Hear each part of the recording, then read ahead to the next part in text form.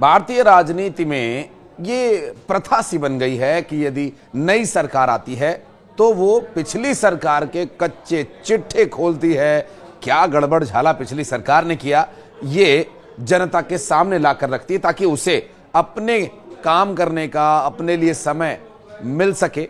और कुछ ऐसा ही शायद दिल्ली में भी हो रहा है। नमस्कार, मैं हूं आशीष त्रिपाठी और इस वीडियो के अंत तक आपको बताएंगे कि दिल्ली की विधानसभा में कैग की रिपोर्ट में क्या कुछ तथ्य उजागर किए गए और आखिर ऐसी नौबत क्यों आई कि आम आदमी पार्टी के विधायकों को सदन से बाहर करना पड़ा और उन्हें निलंबन की कार्रवाई तक का सामना करना पड़ रहा है। दिल्ली में बीजेपी की सरकार ने सदन शुरू होते ही अपने वादों को पूरा करना शुरू कर दिया है। नहीं, महिलाओं को 2500 रुपए देने वाले वादे नहीं, आम आदमी पार्टी की पोल खोलने वाले वादे, उसे एक्सपोज करने वाले वादे। इसकी शुरुआत दिल्ली की सरकार ने दिल्ली में कर दी है और दिल्ली की मुख्यमंत्री रेखा गुप्ता ने आबकारी नीति 2024 पर कैग की रिपोर्ट दिल्ली विधानसभा में पेश कर दी। और इस दौरान दिल्ली विधानसभा के अध्यक्ष विजेंद्र गुप्ता ने कहा कि यह जानकर आश्चर्य होता है कि सीएजी की रिपोर्ट 2017-18 के बाद विधानसभा में पेश ही नहीं की गई। इस संबंध में तत्कालीन विपक्ष के नेता यानी खुद विजेंद्र गुप्ता के 5 अन्य नेताओं ने राष्ट्रपति जी, विधानसभा के अध्यक्ष से अनुरोध किया था कि इस रिपोर्ट को विधानसभा में पेश किया जाए। आम आदमी पार्टी की सरकार कैग की रिपोर्ट को दबा गई।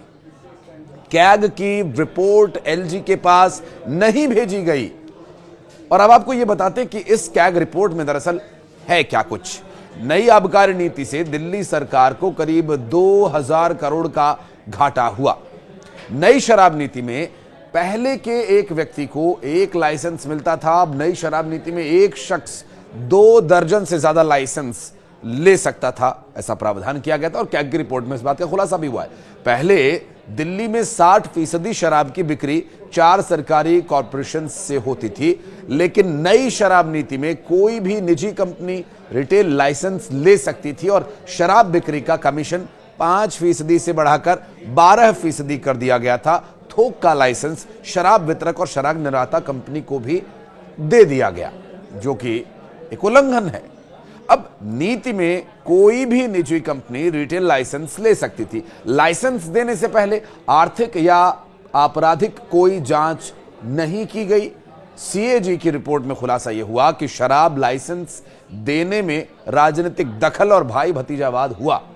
पूर्व की सरकारों ने यह बात फैलाई कि सीएजी की रिपोर्ट स्पीकर को दे दी गई है। हाईकोर्ट ने कहा था कि कैग की रिपोर्ट को लंबे समय तक लंबित नहीं रखा जा सकता, जैसा कि दिल्ली की पूर्व की सरकार ने किया। बता दें कि दिल्ली में विधानसभा के सत्र के दौरान दिल्ली का ये दूसरे दिन का विधानसभा का सत्र चल रहा था और इस दौरान एलजी विनय कुमार सक्सेना के अभिभाषण के दौरान आम आदमी पार्टी के विधायकों ने हंगामा करना शुरू कर दिया, क्योंकि एलजीबी के सक्सेना वहां मंच से खड़े होकर पूर्व की सरकार की बखिया उधेड़ रहे थे। बाबा साहेब अंबेडकर और भगत सिंह की फोटो को कई दफ्तरों से हटाए जाने का विरोध करने लगे। बहाना तो कोई ना कोई चाहिए।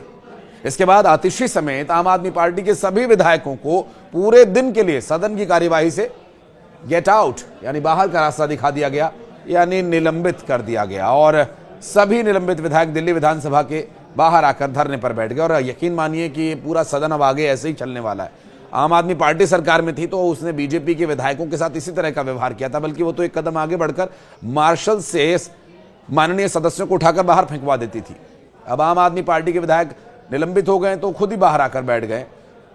मार्शल्स को इसमें मशक्कत करने की आवश्यकता नहीं है। और विधायकों के हाथों में बाबा साहेब की फोटो है, प्रदर्शन कर रहे हैं कि हम बाबा साहेब के वंशज हैं, हम बाबा साहेब के बहुत मानने वाले हैं और विधानसभा से पूरे दिन के लिए निलंबित हो चुके हैं, तो बाबा साहेब का ही तरीका संविधान का वो अपनाएंगे। अब संजीव झा ने ये कहा कि सीएम ऑफिस में भीमराव अंबेडकर की तस्वीर की जगह पीएम मोदी की तस्वीर लगा दी।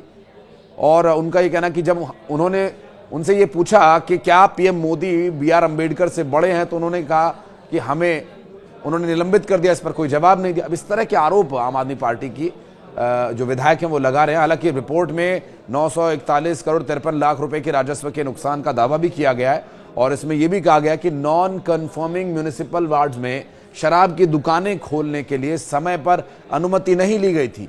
नॉन कन्फर्मिंग क्षेत्र वे क्षेत्र हैं जो शराब की दुकानें खोलने के लिए भूमि उपयोग मानदंडों के अनुरूप नहीं है। मुख्यमंत्री की ओर से पेश की गई रिपोर्ट में कहा गया कि आबकारी जो नीति बनी, उस नीति के साथ आबकारी विभाग को इन क्षेत्रों से लाइसेंस शुल्क के रूप में लगभग 890 करोड़ 15 लाख रुपए का नुकसान भी हुआ, क्योंकि इन क्षेत्रों के सरेंडर होने और विभाग की ओर से फिर से टेंडर जारी करने में विफलता के कारण ऐसा हुआ। रिपोर्ट में कहा गया कि कोविड महामारी से संबंधित बंद के चलते लाइसेंस धारियों को अनियमित अनुदान छूट के कारण 144 करोड़ रुपए के राजस्व का नुकसान हुआ। तो वहीं विधानसभा अध्यक्ष ने कहा कि यह जानकर आश्चर्य होता है कि 2017-18 के बाद सीएजी की रिपोर्ट विधानसभा में पेश ही नहीं की गई। अब इस संबंध में तत्कालीन विपक्ष के नेता और जो इस वक्त विधानसभा के अध्यक्ष हैं, उन्होंने इस संबंध में आवाज भी उठाई थी और उन्होंने इस बारे में अब पुरजोर तरीके से इसे पटल पर रखवाया और इसके बारे में चर्चा के लिए समय लिया जा रहा है। सीएम और मुख्य सचिव से रिपोर्ट पेश करने का अनुरोध भी उन्होंने इसके बारे में किया था। बहरहाल अब दुर्भाग्य ये है कि दुर्भाग्य से सीएजी रिपोर्ट पेश नहीं की गई थी पिछली सरकार के दौरान। ये स्थिति राज्य की वित्तीय स्थिति को जानने के लिए बहुत जरूरी था और इसे न जान पाना एक बहुत ही बड़ा दुर्भाग्य उसे बता रहे हैं। हाईकोर्ट ने कैग रिपोर्ट को लेकर बेहद गंभीर टिप्पणियां की थी, जिसे पेश करने में लापरवाही बरती गई और एलजी के पास समय रहते रिपोर्ट को नहीं भेजा गया था। इस बारे में अगर आप कुछ कहना चाहते हैं तो कमेंट सेक्शन में आपका मोस्ट वेलकम रहेगा, क्योंकि दिल्ली का सदन तो फिलहाल ऐसे ही चलने वाला है।